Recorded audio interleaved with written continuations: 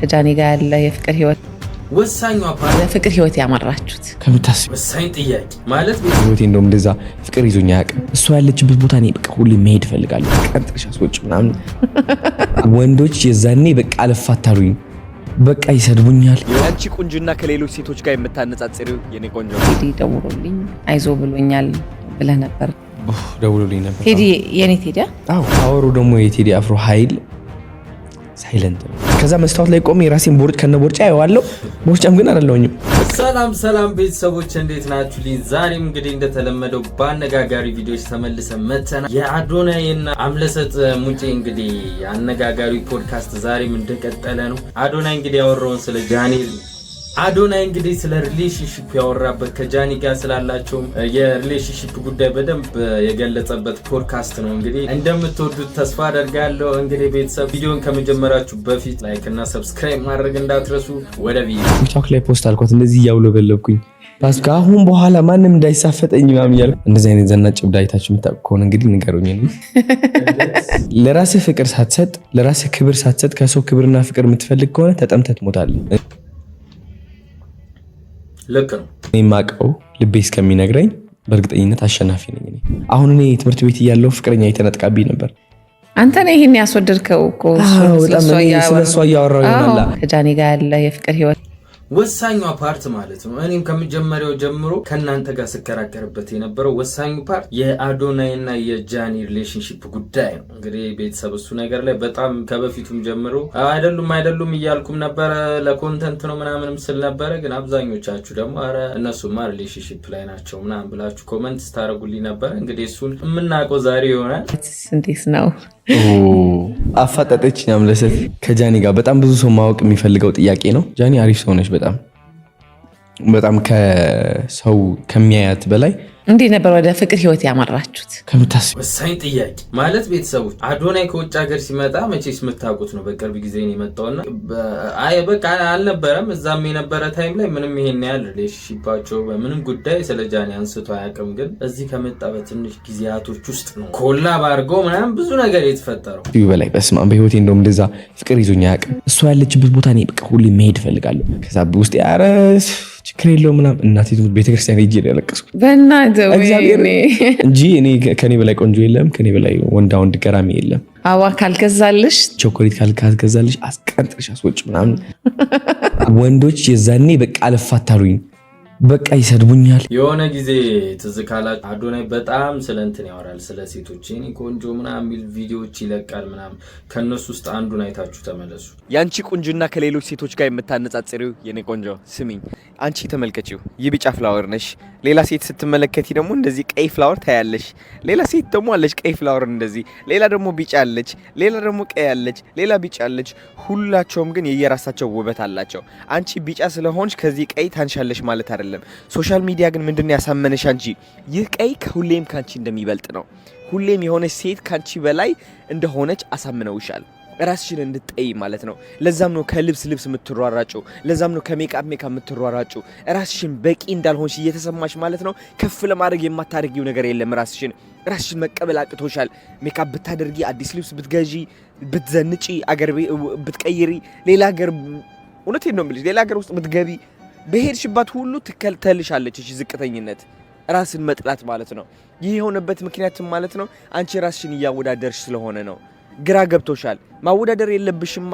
ሶሻል ሚዲያ ግን በዛ ነው አንቺን ብርሽን ውስልስል የሚያደርግብሽ። ራስሽን እንደ ዝቅተኝነት ስታስቢ እንደነሱ ሴቶች ለመምሰል ብለሽ ቢጫ ፍዮሪ ያለሽ ማለት ነው ቢጫ ፍላወር ያለሽ ቀይ ፍላወር ለመምሰል ብለሽ የማታደርጊው ነገር የለም።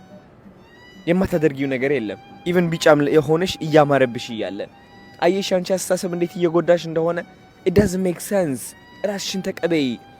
ራስሽን ሳትቀበይ ስትቀሪ ደግሞ ምን እንደምትመሲ ላሳይሽ። ራስሽን ሳትቀበይ ስትቀሪ ምን እንደምትመሲ ላሳይሽ። ይሄው እንደዚህ ሳር ትሆኛለሽ። አየሽው? ከሁሉም ሴቶች ትመሳሰያለሽ። አንቺ ልዩ የሚያደርግሽ ነገር ምንም የለም። እኔ አሁን አንቺ አትራክት አታደርጊኝም በምንም ተአምር። ሜቢ ሰውነትሽ አይቼ ያው ይችል ታምራለች ምናምን ብዬ እቀርብሻለሁ። ከዛ ሳይሽ ግን እንደ ሌሎች ሴቶች አንድ እንደሆንሽ አያለሁኝ። ልዩነት የለሽም። አንቺ የሚያደርግሽ ነገር የለሽም።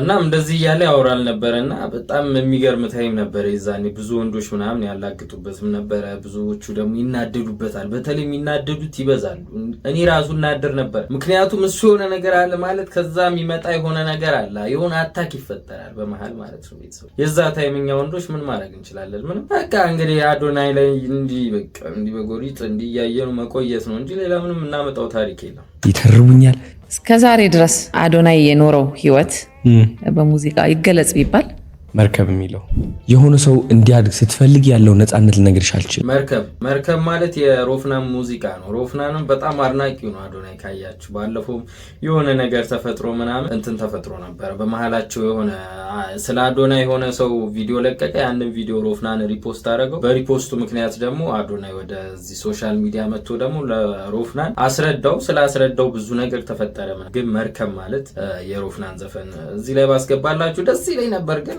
ኮፒራይት ያበራል ግን ካላበራ ደግሞ ይሄንን ይመስላል ሙዚቃው ነው ማለት መርከብ ዓለም ውቅያኖሱ ይሄኛውን ሙዚቃው ማለት ነውና ይሄን ሙዚቃ ማለት ፈልጎ ነውና ይሄ ሙዚቃ በጣም ሪፕሬዘንት የሚያደርገው ስለ ሰዎች በቃ ያለውን ነገር በቃ ጊዜዎች እንደሚኖዱ ምናምን ነገሮች እንደሚለወጡ ብዙ ነገሮች የሚያስተምር ሙዚቃ ነው ገብታችሁ ሰሙት ፍቅር እኮ ነፃነት ነው አንድን ሰው ነፃ ስታደርገው በዛ ነፃነት ውስጥ የሚገኝ ፍቅር ነው ትክክለኛ ፍቅር ሁለት ፍቅረኛሞች ሲኑ ላይ ሌላ ሀገር ቫኬሽን እየወጡ ነው ምንድነው የምታስለብሻቸው እንዳንተና እንደ ጃኒ ከሆነ ቀይ አስለብሳቸዋል የሞቀ ደመቀ እሺ ቴዲ ደውሎልኝ አይዞ ብሎኛል ብለህ ነበር ደውሎልኝ ነበር ቴዲ የኔ ቴዲ አዎ እንዴ ቴዲ የሁላችን ቴዲ ወይ እንደገሉኝ ደግሞ በአካል ተገናኝተን የኔ ቴዲ ዋው የሚገርም እንትን ያለው የምር የሆነ ኢሞሽናል አታክ ነገር አለችው አባባሏ ምናምን ደስ ይላል ወሳኛው ፓርት የቪዲዮ ወሳኙ ፓርት ይሄኛው ፓርት ነው ቤተሰብ እኔ ራሱ ማየት የምፈልገው ፓርት ነው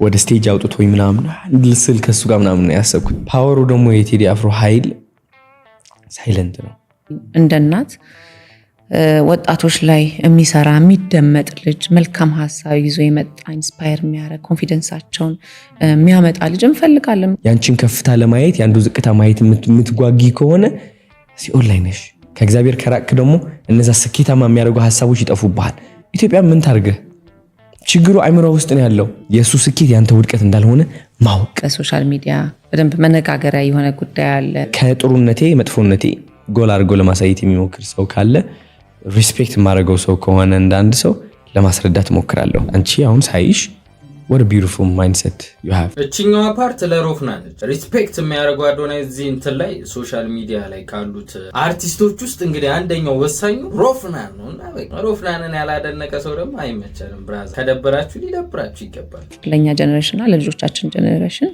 ድልድይ ነህና ቋንቋህን እንፈልገዋለን ከዛ መስታወት ላይ ቆሜ ራሴን ቦርጭ ከነቦርጫ ያዋለው ቦርጫም ግን አይደለውኝም በቃ ካድኩት መስታወቴን ካድኩት በአጠቃላይ በአለምሽ አይምሮሽ ነው በእናትሽ እምነታችን ከፍ እናድርገው ህይወታችን ከፍ ይላል እንግዲህ ቤተሰብ ክፍል 2 የአዶናይና የአምለሰት ቆይታ እንግዲህ ዛሬ 1 ሰዓት ላይ በዚህ ሰዓት ተለቋል ኦሬዲ ተለቋል ገብታችሁ ቻናሉ ላይ ሙሉውን ፖድካስት መስማት ትችላላችሁ ለማለት ነው ቤተሰብ ሰብስክራይብ ያላደርጋችሁ ሰብስክራይብ አድርጉ በሚቀጥለው ባበደና በክፍል 2 ነገ እስክንገናኝ ድረስ